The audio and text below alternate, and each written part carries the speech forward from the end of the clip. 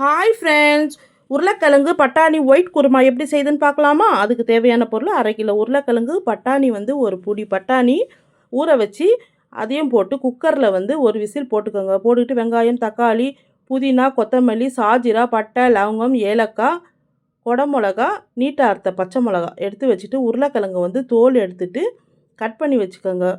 Mixie ஜாரில் ஒரு 7 முந்திரி, 1 ஸ்பூனு உடச்சக்கல்ல, 1/4 ஸ்பூனு பெருஞ்சீரகம், தேங்காய் 1/2 மூடி, பச்சை மிளகா ஒரு 6 பச்சை மிளகா போட்டு பேஸ்ட்டாக அரைச்சி வச்சுக்கோங்க.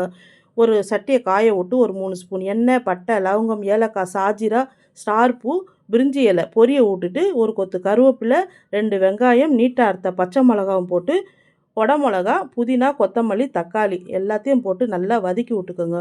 வதக்கி விட்டுட்டு இஞ்சி பூண்டு பேஸ்ட்டு 1 ஸ்பூனு, 1/4 ஸ்பூனு கரம் மசாலாவும் போட்டு நல்லா ஒரு கிளறிட்டு வேக வச்சிருந்த உருளைக்கிழங்கும் பட்டாணியும் அதுவும் போட்டுட்டு நல்லா கலந்து விட்டுட்டு அரைச்சி வச்சிருந்த தேங்காய் முந்திரி பேஸ்ட்டு அதில் ஊற்றிக்கிடுங்க. ஊற்றிட்டு ஒரு 2 கிளாஸ் தண்ணியை ஊற்றி நல்லா கலந்து விட்டு நல்லா கொதிக்க விடுங்க. ஒயிட் குருமா ஆப்பத்துக்கு, பரோட்டாக்கு, சப்பாத்திக்கெல்லாம் அருமையாக சூப்பராக இருக்கும். ஒரு வாட்டி நீங்கள் செஞ்சு சாப்பிட்டு எனக்கு கமெண்ட்டில் எப்படி இருக்குன்னு சொல்லுங்கள் ஃப்ரெண்ட்ஸ்.